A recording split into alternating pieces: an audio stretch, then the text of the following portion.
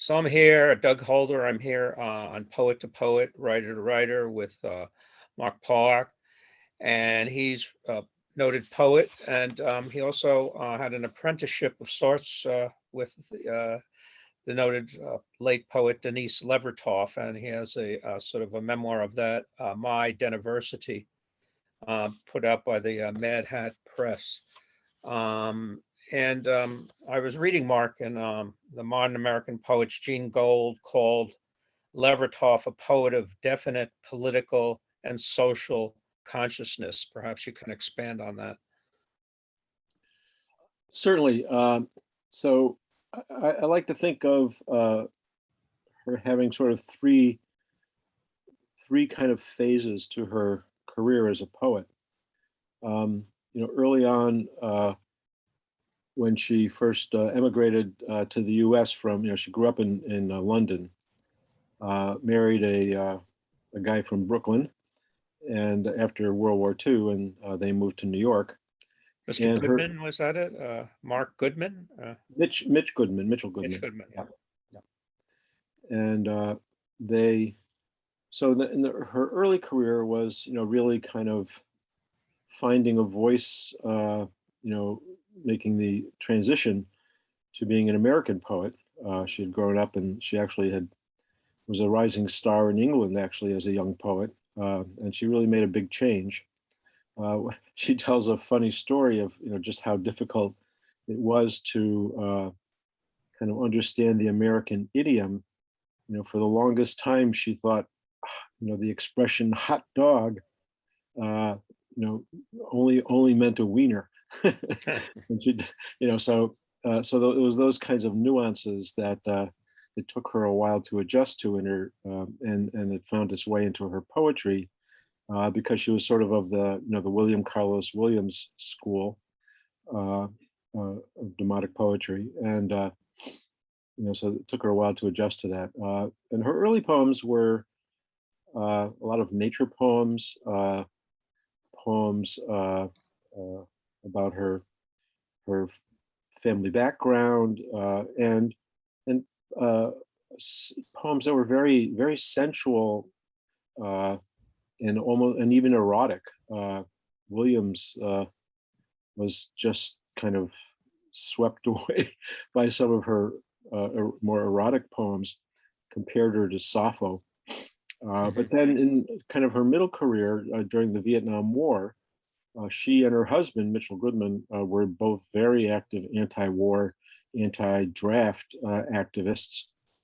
And that gradually entered into her poetry, and and it was a period of great conflict, both in the world, in the across the U.S., and in her own personal life, trying to reconcile her her lyric gifts with this kind of political awareness, and the need to express solidarity with oppressed people, and to talk about social justice in her poetry.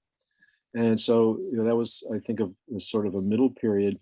She never stopped being political in that sense. She was an anti-nuke activist later in her life. She took some flack for being so political. She did, yeah. Some people thought her poetry suffered because of it. Indeed, yeah. That's I think that's very much the case, and it led to a major break. One of her closest colleagues was the West Coast San Francisco poet Robert Duncan, and they had this voluminous correspondence about their aesthetic ideas as they both kind of evolved in a parallel fashion. There's a huge telephone book size correspondence of theirs that was published by the University of California Press, and then they had a break when he felt that he really attacked her political engagement and the way it entered into her poetry, and the way he felt it affected her poetry. And they stopped talking for the rest of their lives until Duncan died. And other, obviously other poets, other and critics also felt that there was a diminution of of her poetry because of the political engagement. Um, I think there are Mhm. many poems that she wrote during that period, which are very, very strong, and as strong as anything she ever wrote. Uh, but there are some that are didactic as well, and so That's always a danger in political poetry, isn't it? it is, yeah, yeah. And then just to complete the circle, later in her life, she became very religious, and and ultimately converted to Catholicism. So she was brought up in the Church of England, and she converted to Catholicism, and she wrote a mass, a kind of a libretto for a mass to be performed later in her life, and some really amazing religious poetry late in life. So it was an interesting transition. There was always a religious element Her, undercurrent. her, her father was Jewish, right? So her a fascinating story. Her father grew up in the Russian Pale from a famous Hasidic family. He decided he proselytized that, in fact, Christ was in fact the Messiah, and tried to convert Jews in Russia and Poland. And then after World War One, when he married Denise's mother, they moved to England, and he became an Anglican priest, or in the Church of England, a priest in the Church of England, and had a congregation outside London. Hmm. And his mother, her mother, came from a line of she was Welsh, and there's a kind of mystic relative in her family, and so there's actually a poem I could read if you want me to, called "Illustrious Ancestors," which talks about those two sides of her kind of early religious influences. Okay, go Should ahead. I do that? Yeah, let me dig it out. It's called the "Illustrious Ancestors," and the Rav of northern White Russia is referred to, and so he was like this Hasidic mystic. And then there's the Welsh tailor, who was the mystic on her mother's side. So this is called "Illustrious Ancestors," a very early poem. The Rav of northern White Russia declined in his youth to learn the language of birds because the extraneous did not interest him. Nevertheless, when he grew old, it was found he understood them anyway, having listened well, and as it is said, prayed with the bench and the floor. He used what was at hand, as did Angel Jones of Mold, whose meditations were sewn into coats and breeches. Well, I would like to make thinking some line taught between me and them, poems direct as what the birds said, hard as a floor, sound as a bench, mysterious as the silence when the tailor would pause with his needle in the air. Thanks for that. I was going to ask you,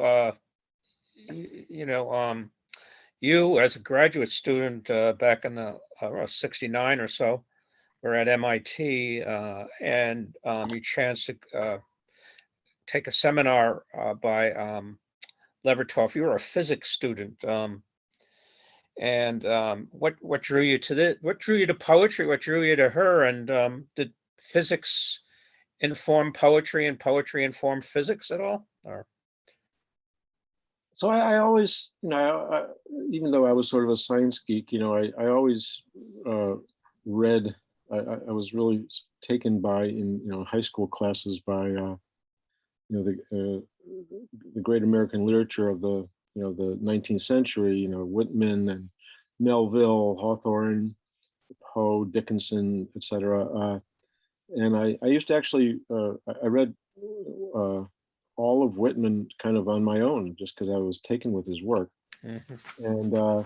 And then when I was in college, I sort of dabbled in poetry, but it was really juvenilia. And I had a roommate who was also a physics major, and who was also a folk musician and a writer, and And he told me that there was this well-known poet coming to teach at MIT, and I should give it a try, take her class. So I did, and then the rest is history. Uh, Physics and poetry. So there's a whole chapter early on in my memoir about taking a modern poetry class with Levertov, in which we kind of read the poetry, but also the poetic statements of uh, her contemporaries who were trying to kind of articulate the late 60s kind of poetics of America, open forms, construction by field, and things of that sort. And so uh, in that whole chapter, I really talk about how I tried to make sense, coming with my kind of scientific rational background of these statements they were making, and trying to come to some understanding of how poetry worked. And the more some of the famous kind of mechanistic statements by Williams, that help me sort of think about that when he talked about a poem is a machine made of words. That sort of resonated with my kind of science background, and I could think about reading poems and kind of reverse engineering them to understand how they worked and write my own poems. So that so I think they informed each other slowly over time. Levertov taught at Tufts, as you mentioned, and she had a home in my hometown, and I don't know if you ever lived in Somerville, but I did, yeah. yeah, at was it Glover Circle in Somerville? Yeah, And just a block outside of Davis Square. Yeah, and she had a lot of aspiring poets like yourself, and established poets. She had like a salon going over there. These conversations and give and take, I mean, were probably essential for you as your maturation as a poet. Hmm. Am I right? Yeah. Yes, absolutely. Yeah, yeah. And there's a whole lengthy kind of section, which is a really a version of my journal that I kept as I was very lucky to live nearby. I lived just across Mass Ave in North Cambridge. It was about a 10-minute walk to her house, and I basically had open access. I could kind of drop in anytime I wanted. And I used her library when she wasn't around, and Mhm. and just engaged in conversation with her, trying to just learn kind of uh, at the master's knee, as it were. And I recorded conversations and my understanding of what she was explaining to me in what I call the Glover Circle notebooks. They're literally my notebooks. We'd have these conversations, and I go home and try to recollect everything she said and try to make sense of it all. It was my way of kind of learning the craft basically from her. And so that's included in the memoir as well.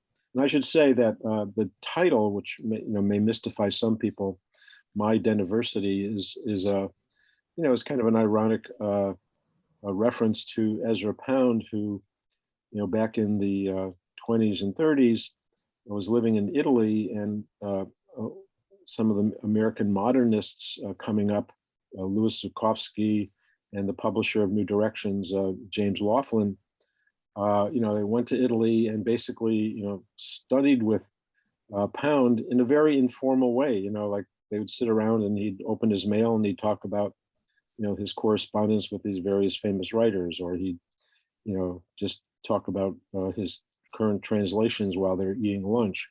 And he called it the Esuversity. He said, you're attending my Esuversity. So I use that idea to play on it in the title of my book, calling it the Deniversity. Oh, now, I read that,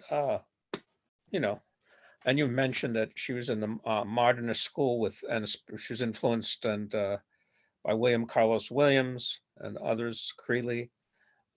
Williams talked about no ideas, but in things. And how did this sort of manifest it manifest itself in Levertov's poetry?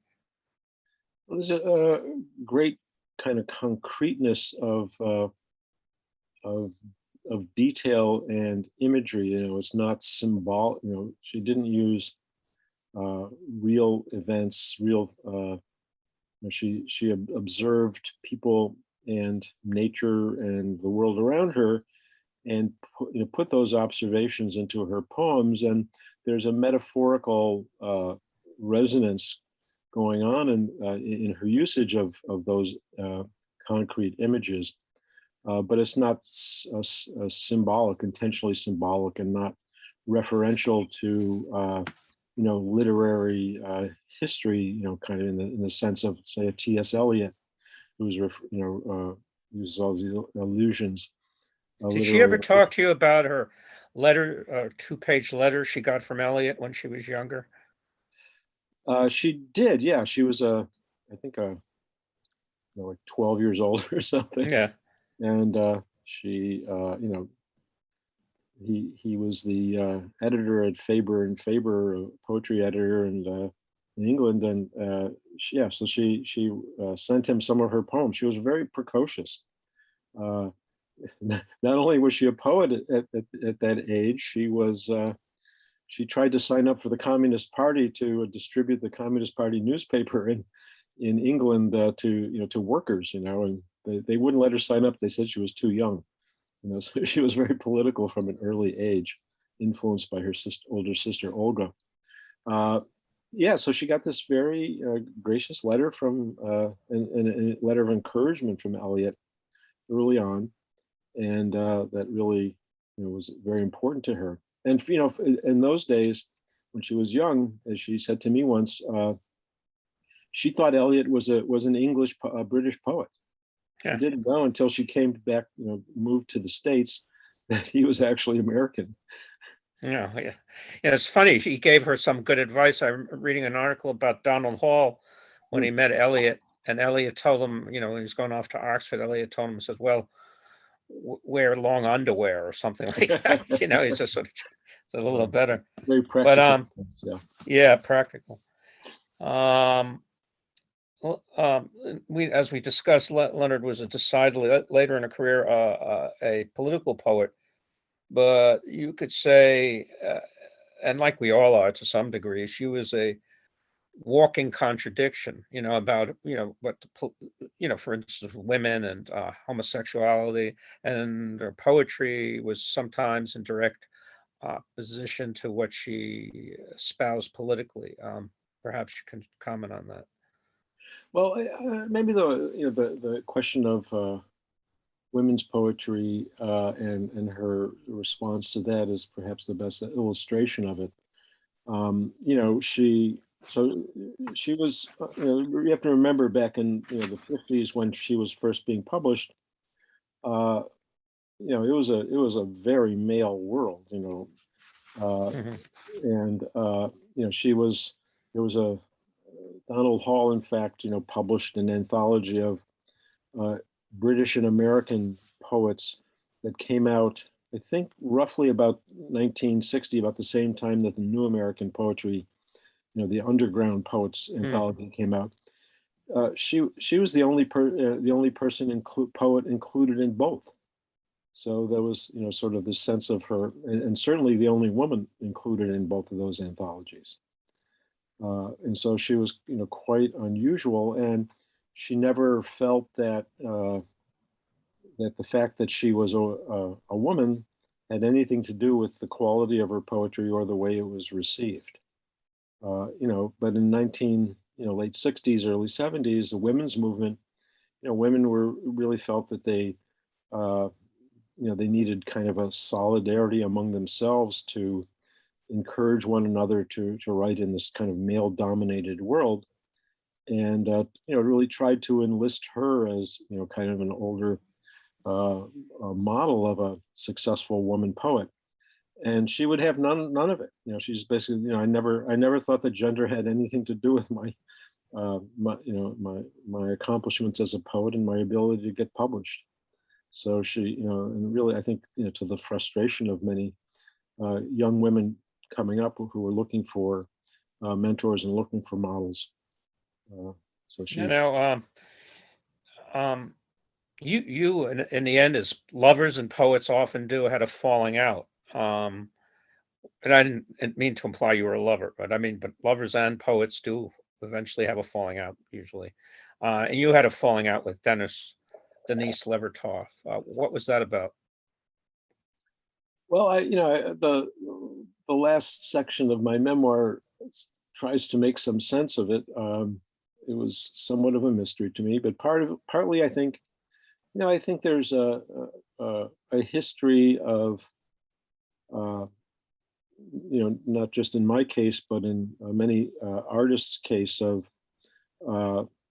mentors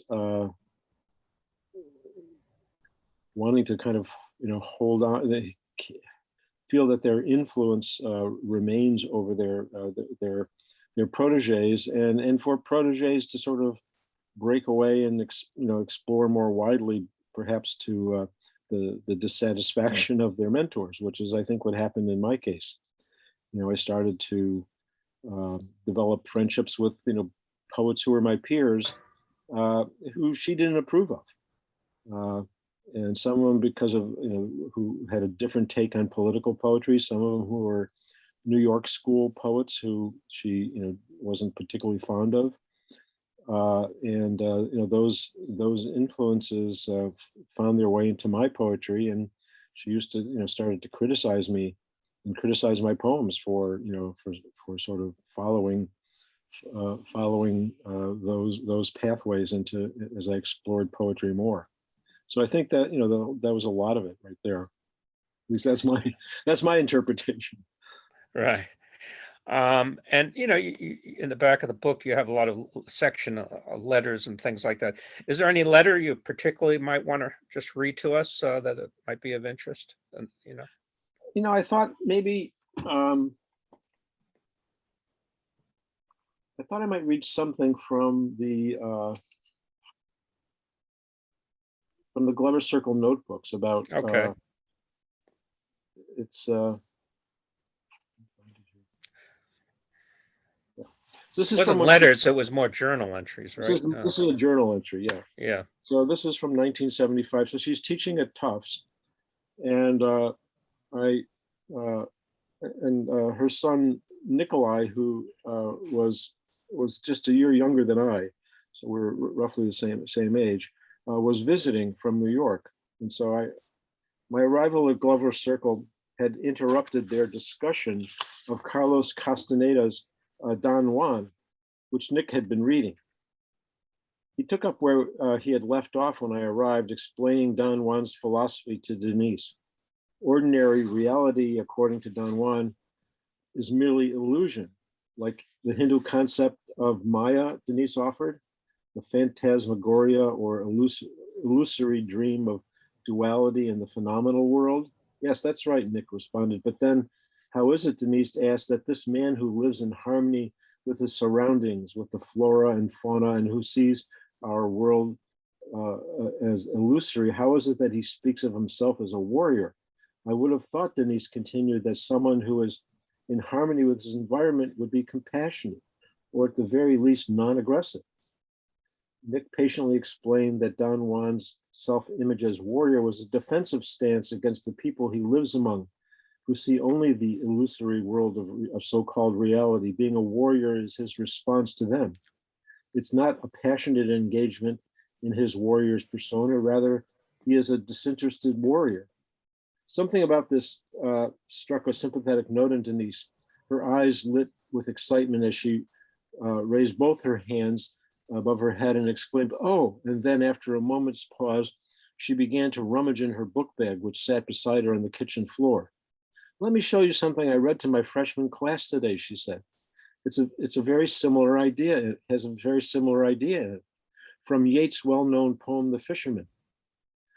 Imagine an Irish peasant fishing on the stream by some boulders, and the poet says, "Before I am old, I shall have written him one poem, maybe as cold and passionate as the dawn."